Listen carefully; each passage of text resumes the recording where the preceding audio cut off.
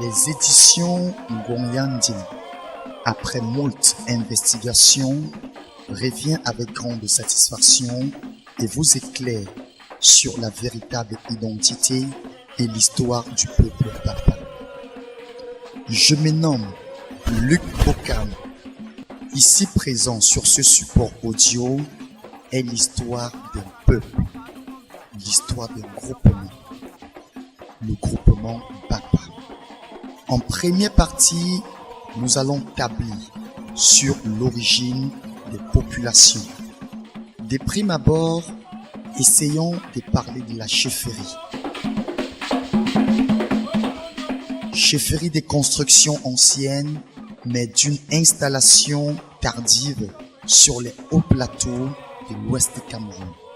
Qu'en est-il exactement? Bien qu'étant l'une des plus vieilles chefferies bamileke à se construire, la chefferie Bapa est classée parmi les plus récentes à s'installer dans le département des hauts plateaux de l'ouest Cameroun.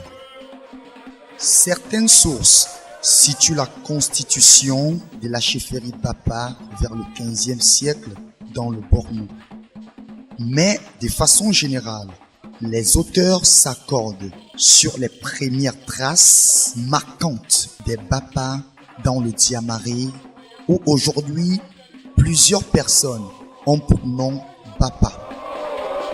Fuyant les expéditions militaires des conquérants musulmans, les Bapa migrent alors plus bas vers le sud, un peu au-delà de Bagnon, en un lieu qui portait leur nom. Les Bapa s'installeront ensuite à Ndop, dans l'actuel Tika, puis dans le Grand Monde.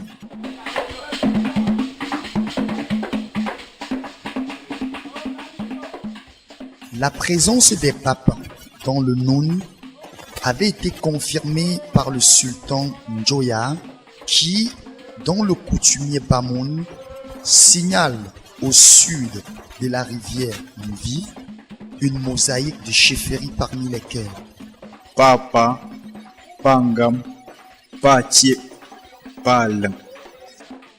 Si le préfixe Ba dans ces différentes appellations désigne les gens d'eux, on distingue alors les chefferies de Bapa, Papa, entre guillemets, Mbangan, Pagam, entre guillemets, Batie, Patie, entre guillemets, Balen, Palen, entre guillemets.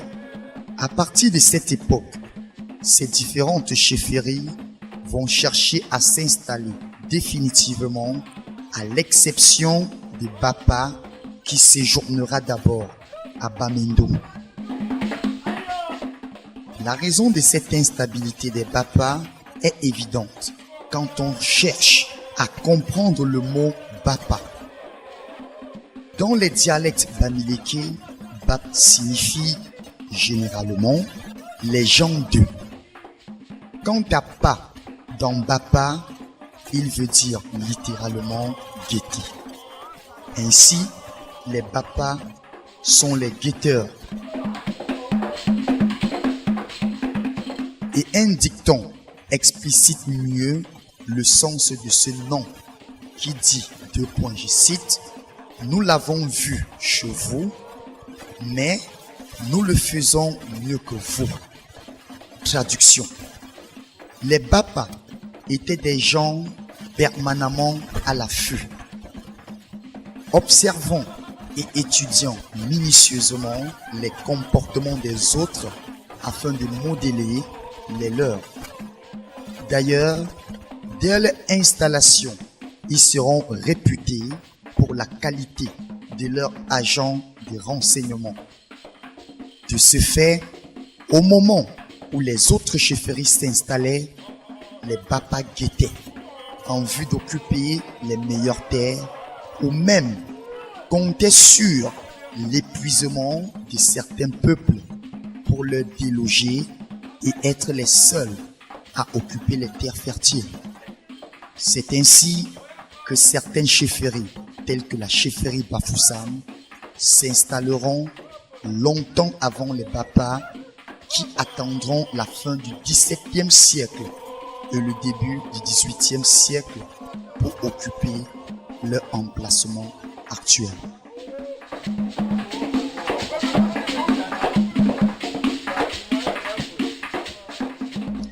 Essayons d'établir en un temps soit peu sur l'histoire coloniale du peuple Bapa qui a duré 3 siècles.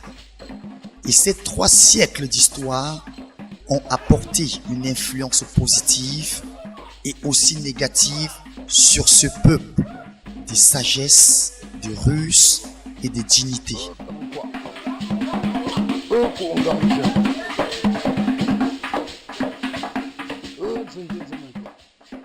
Installés sur les hauts plateaux depuis le début du XVIIIe siècle, les Bapa y ont connu plusieurs chefs, mais surtout de nombreux conflits avec leurs voisins, ce qui a profondément modifié ses frontières territoriales et diminué sa population initiale. Dans l'histoire des Bapa, il est à proprement difficile de donner des dates précises, mais si l'on s'en tient au recoupement historique effectué par certains chercheurs, l'installation des Bapa sur le site actuel de leur village remonte au début du XVIIIe siècle, approximativement vers les années 1709. C'est aux alentours de ces années-là qu'un groupe d'habiles chasseurs, parmi lesquels Chongmeny, Zuchong, Munkem Wany, Tandemgo, Munkem Sumbunje, Zumencho, et d'autres venant de Bamendou, localité située dans l'actuel département de la Ménois, arrivent dans l'actuel emplacement du village Bapa. Ils constatent que la région est à la fois très giboyeuse et quasiment inoccupée et décident de s'y installer. Parmi eux se trouvait un jumeau du nom de Chouameni. La tradition attachant un mythe de supériorité au jumeau, ce dernier cité fut proclamé roi. De son retour à Bamendou pour les formalités de déménagement, il confia la partie sud de son royaume à son frère jumeau Boukmeny, qui est l'actuel village Badenkop. Ainsi, Chouameni, alias Feichong, est le premier chef Bapa et le territoire qu'il laisse est très vaste. Mais déjà dès le règne de Feichong, les Bapa étaient régulièrement attaqués par les populations qui sillonnaient la région pour mener leurs activités de chasse et de cueillette. Apparemment, Feichong serait mort au cours de l'une de ces attaques, mais ses successeurs réussiront à mettre sur pied une armée forte dont l'invincibilité devint très vite légendaire. La tradition orale rapporte que l'armée Bapa allait au secours de tous ceux qui étaient menacés par leurs voisins et qui sollicitaient leur concours. Cette force militaire des Bapa se basait sur une connaissance technologique de pointe, bien sûr, des pratiques magiques et de la cohésion autour du chef. Premier peuple du secteur à fabriquer des fusils traditionnels, les Bapa étaient les seuls à user de ces armes à feu pendant les conflits. Cet usage leur valut dans la région le surnom de Tenyemok, qui signifie producteur de feu. De plus, les agents des renseignements étaient également parmi les plus aguerris de la région. Au plan des pratiques magiques, il est dit que l'un des successeurs de Feichong, probablement Domkou, qui avaient entendu parler de l'invincibilité militaire des Bonsois à cause des fétiches qu'ils possédaient s'étaient rendus auprès du chef de ce village et avaient pu en acheter quelques-uns de ces fétiches, ce qui avait automatiquement conféré une invincibilité à l'armée Bapa. Quant à la cohésion autour du chef, son impact se fera sentir sous le règne de Fankembu et dans la guerre Bapano-Baham.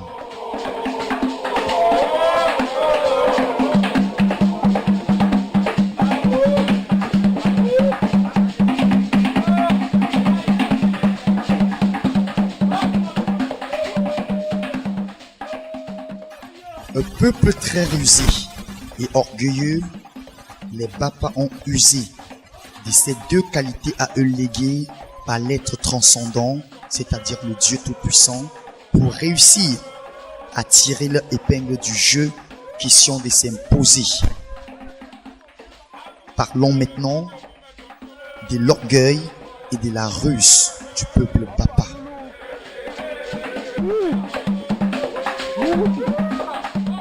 Fort de leur exploit militaire et de leur réputation, les Bapa étaient devenus intolérants, orgueilleux et arrogants. Principale victime des sévices des Bapa, les voisins coaliseront pour attaquer les Bapa. C'est le début de la guerre des Chepté. Dit Chepté. Malgré leurs efforts, leurs stratagèmes et leur déploiement, les Bapa seront seulement vaincus, mais contraints à l'exil à Banja, un village dans le Onkam. Cette défaite s'explique par plusieurs causes. D'abord, il y a le nombre d'assaillants coalisés. La tradition orale parle communément d'une coalition de 7 villages, dit-on, conduits par les Baham. Ensuite, on cite aussi la mésentente entre le chef Fankembu et ses notables au sujet de bracelets de cuivre. Le bracelet de cuivre est le signe extérieur de la plus haute distinction nobiliaire à Bapa, celle de Mwambe. Il s'agit d'un titre acquis par des personnes valeureuses ayant fait preuve de bravoure et d'engagement pour le développement du village. C'est donc un titre conquis au prix des efforts personnels et non grâce à des naissances. À l'époque donc, un signe de reconnaissance à ses promoteurs de développement, le chef leur remettait un bracelet de cuivre. Mais au cours de son règne, Fankembu, probablement mal conseillé, confisque les bracelets de cuivre destinés au nouveau Mwambe. Il les remet à ses femmes qui les portaient aux pieds. Lassés de revendiquer sans succès leur bracelet de cuivre, pour ainsi dire, sacrifiés au luxe des femmes du chef, les notables entrent en dissidence par rapport au chef et s'exilent. C'est ainsi que plusieurs quartiers furent créés dans plusieurs villages par les exilés Bapa. C'est le cas du quartier Mbeng et Yom à Banjoun et de Lou à Bamena. Mais plus grave, non seulement les partants traînaient derrière eux une importante clientèle et des guerriers dont réduisaient les ressources en hommes de Bapa, mais surtout divulguaient les secrets de guerre des Bapa. Enfin, troisième raison à cette défaite des Bapa, la possession des armes à feu par les autres villages. Toutes ces raisons réunies conduisent à la défaite des Bapa et leur exigent un exil de 9 ans à Banja où mourut Fankembu, d'où le surnom des Bandem.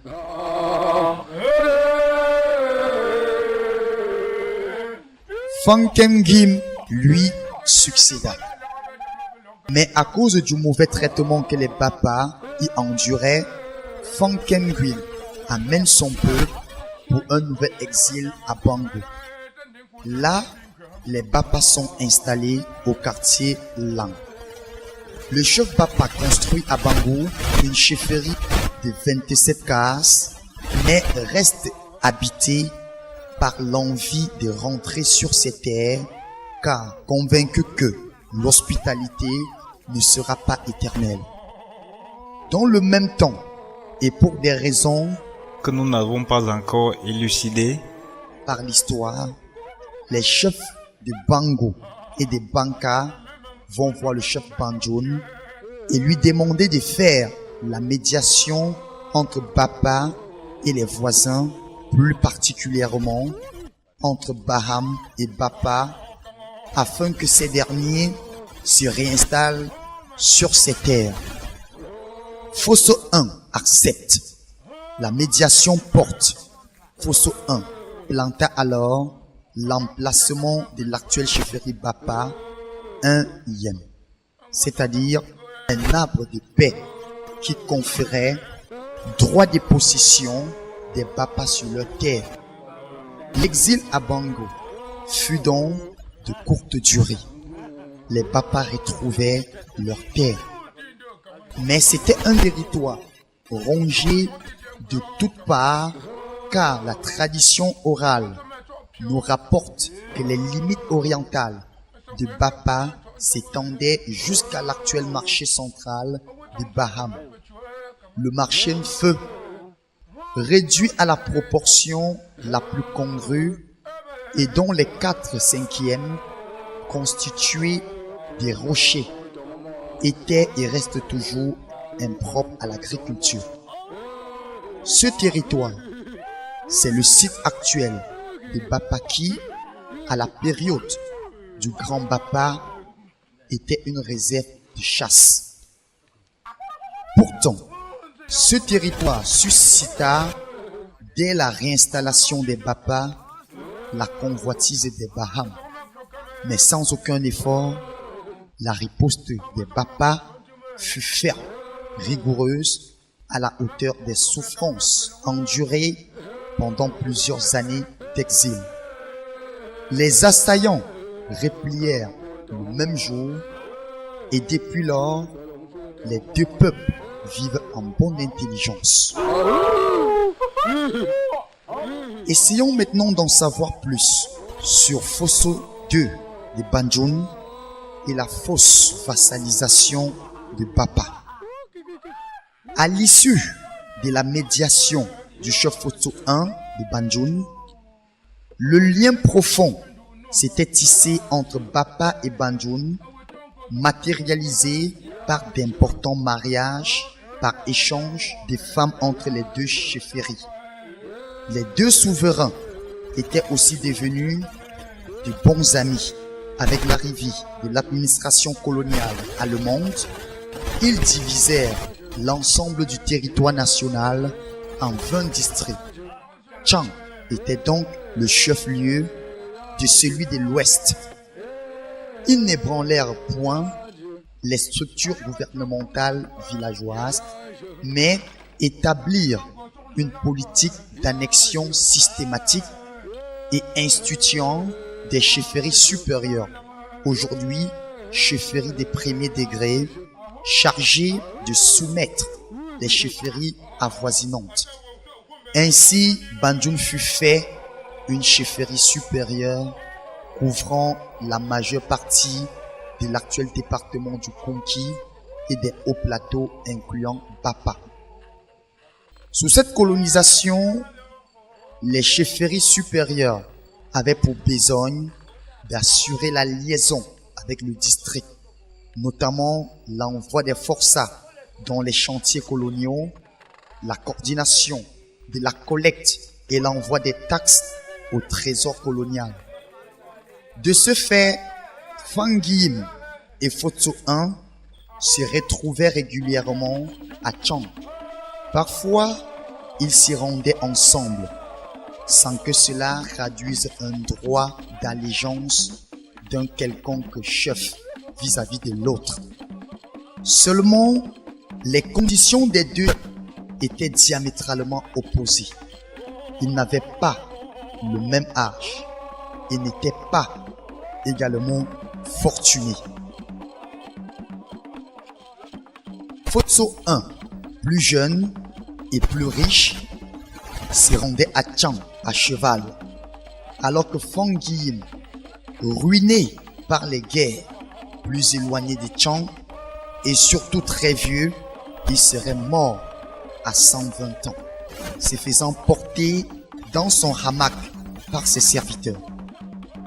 D'un commun accord, les deux chefs concluent que le chef Banjun représentera à Tchang le chef Bapa, vieux et impotent. De temps en temps, le chef Bapa se rendait pour s'enquérir des instructions du chef-lieu des circonscriptions. Photso I décédé, son successeur, Photso II, a des visées expansionnistes. En versant la contribution fiscale des Bapa comme le faisait son père, et convainc l'administration coloniale que Bapa est une sous-chefferie de Banjun.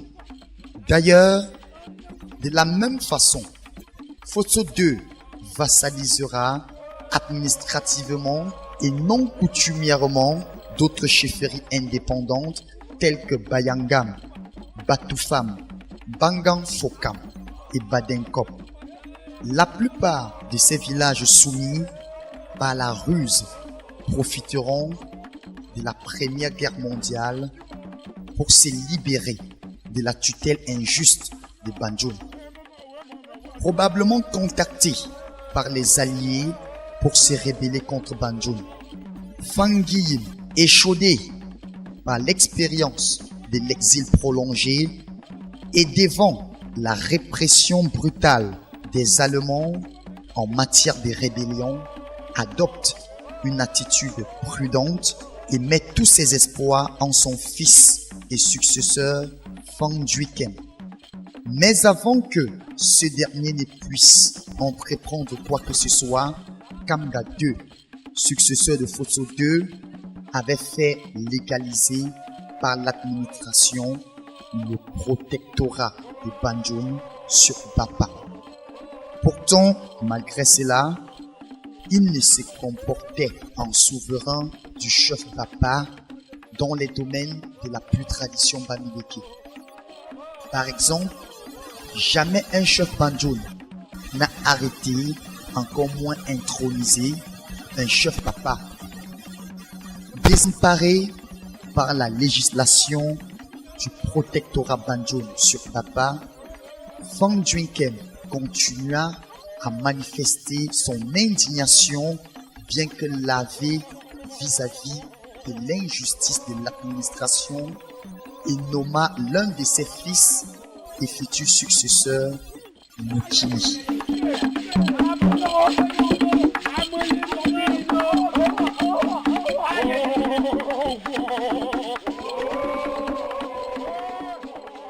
Nous allons actuellement aborder en troisième partie l'histoire contemporaine qui nous parlera des années Mukini.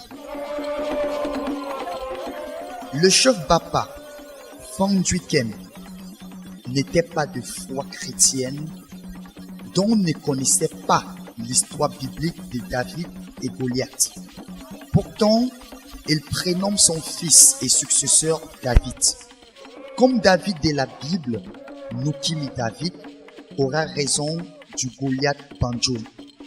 Car si les chefs des Bango et des Banka avaient sollicité l'intervention du chef Banjoun pour la médiation entre Baham et Bapa, c'était en considération des capacités militaires et humaines de la chefferie Banjoun à garantir la paix entre les deux chefferies belligérantes.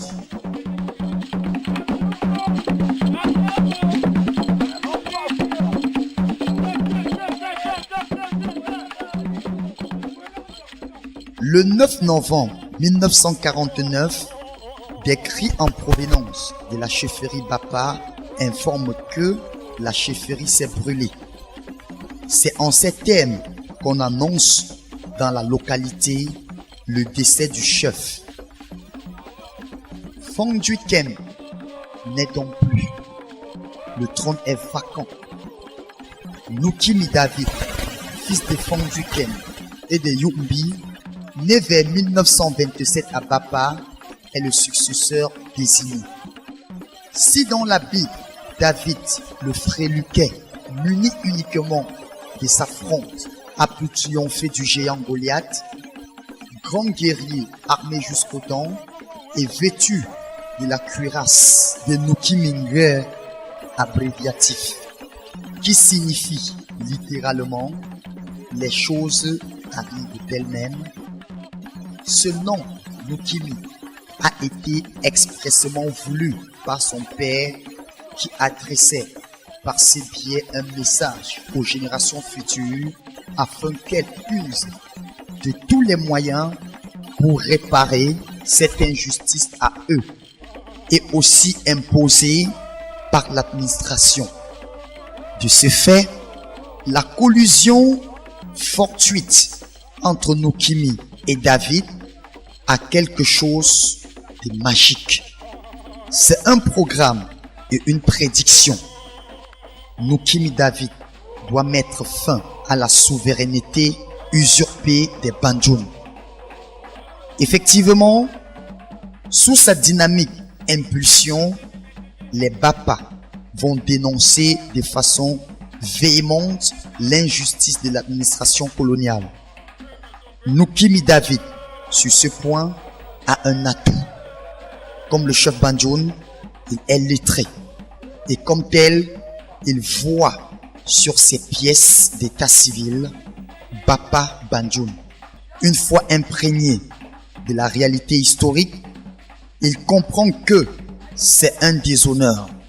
Dès lors, il sensibilise ses sujets, autant lettrés qu'illettrés, sur le problème et attend l'occasion propice pour passer à l'action. Cette occasion lui est offerte le 23 mars 1953. Ce jour-là, les autorités administratives sont à Bapa pour des besoins de recensement démographique et fiscal. Comme il est coutume dans les sous-chefferies, les représentants de l'administration sont accompagnés par le souverain, le chef Banjoun, dans le cas d'espèce.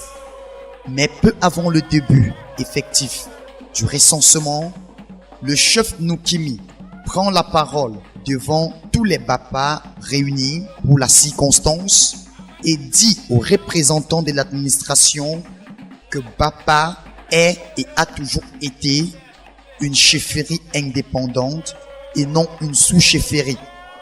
Par conséquent, la population Bapa refuse de se faire recenser en présence du chef Banjoun. Nous sommes maintenant dans le compartiment du silence absolu, du silence de mort.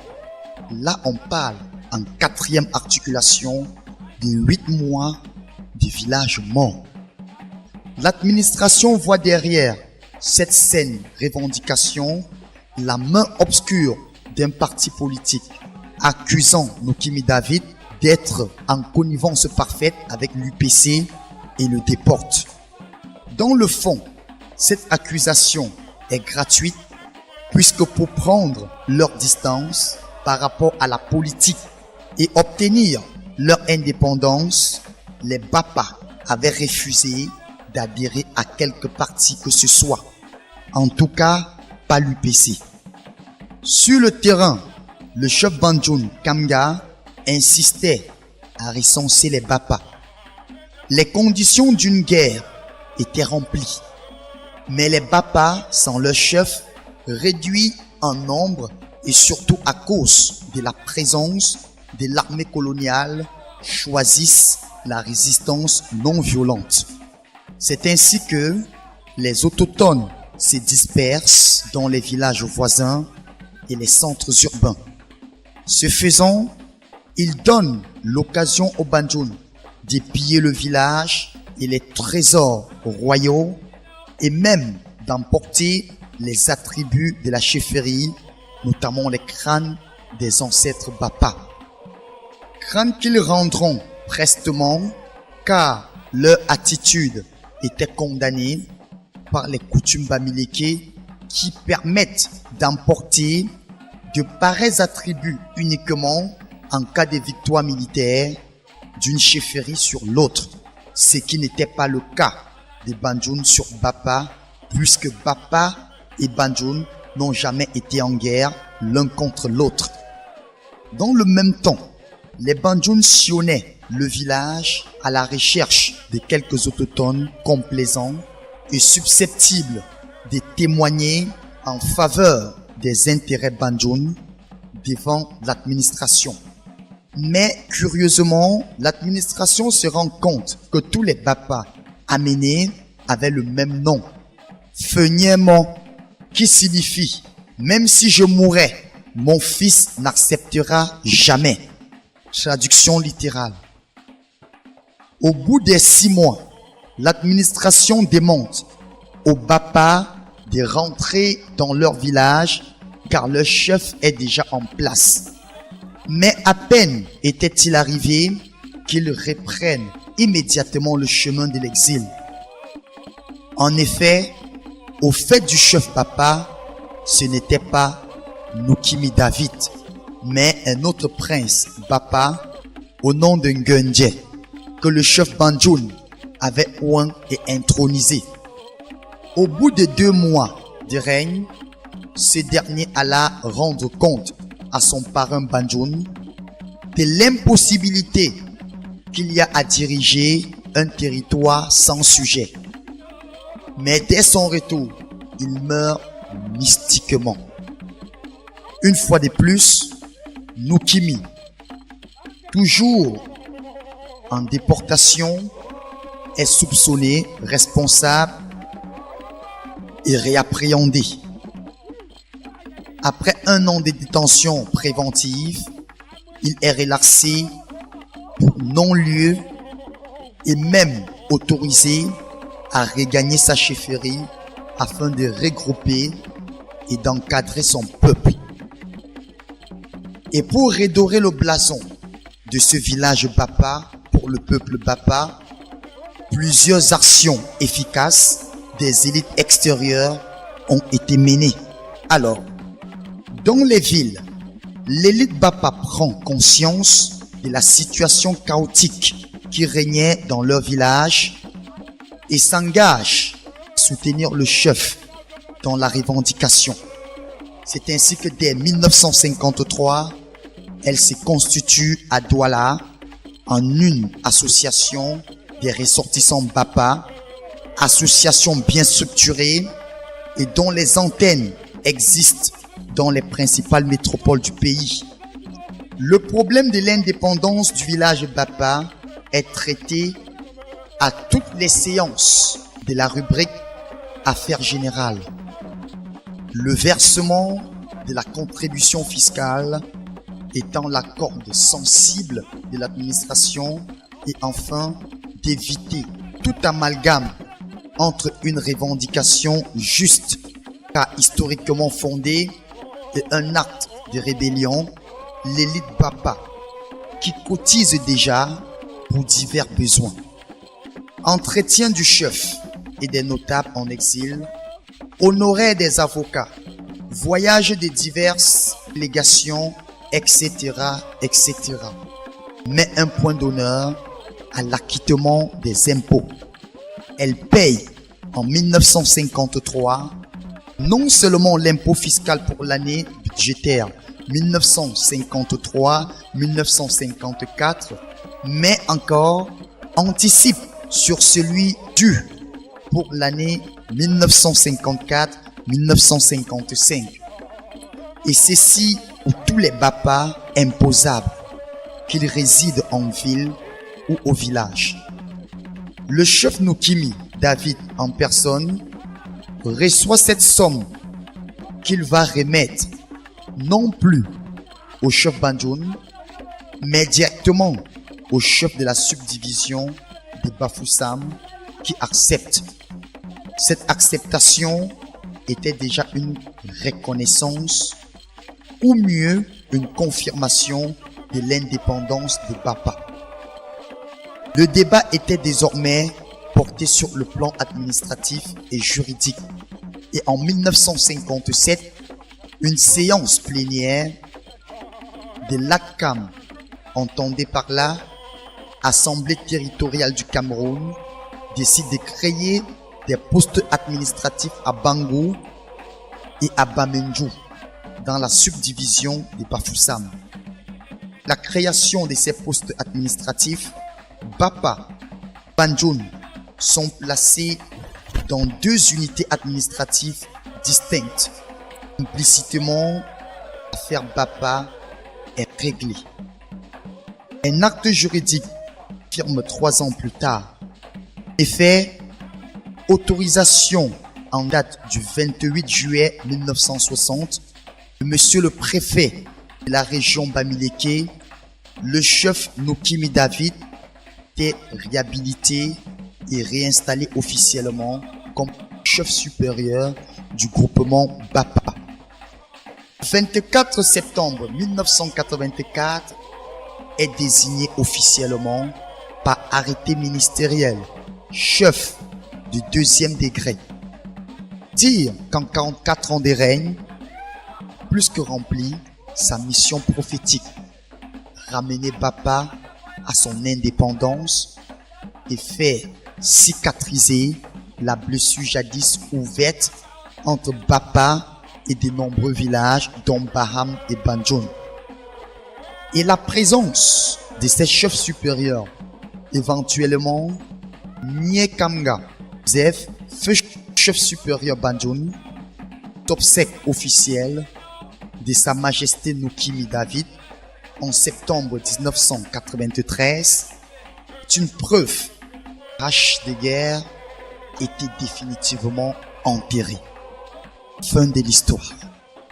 Et comme moi, le bien nommé Luc Bokam n'est pas un sabito, j'ai tendu la main sur les œuvres de plusieurs autres chercheurs pour avoir plus d'ample information que j'ai ainsi récapitulé pour en faire une seule. Voici en quelques lignes la bibliographie.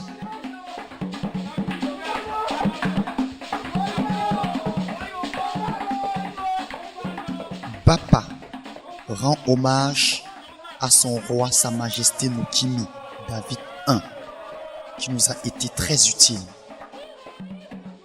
Eau de source numéro 1 d'octobre et novembre 1993 nous a tout de même éclairé. Kemegne Robert Dissop Cuitué, la fièvre de la succession, mars 2004, nous a également tendu la main. Distribution Âge par Bafoussam. Association des jeunes élèves et étudiants BAPA. Édition de juillet 2016. Du fait que nous savons qu'une seule chose, c'est que nous ne savons pas, pour toute discussion, suggestion et critique pouvant contribuer à l'amélioration de ce support, contactez-nous au 675 96 97 17 ou au 699 59 25 20 ou écrivez-nous à l'adresse email lucbukam@gmail.com. J'adresse mes sincères remerciements à Sa Majesté Sume David, roi des Bapa, le chef de la communauté Bapa de Bafoussam, Monsieur Ndoumfang André, Monsieur Kemché Jean, Monsieur Kemonier Ludovic, Monsieur Fanmeigné Joseph, Monsieur Sadeu Emmanuel, Papa Ndomfang Joseph, Maman Simo Hélène, Monsieur Kemonier Kemchuang Alain, Monsieur Noubissi Dieudonné, Monsieur Téfan Joseph. Nous présentons ainsi notre haute gratitude à tous ceux dont le nom n'est pas mentionné et qui par leur assistance ont pu nous aider dans la réalisation de ce support. Que le Seigneur vous bénisse et veille toujours sur vos réalisations et sur votre bien-être. Nous vous remercions.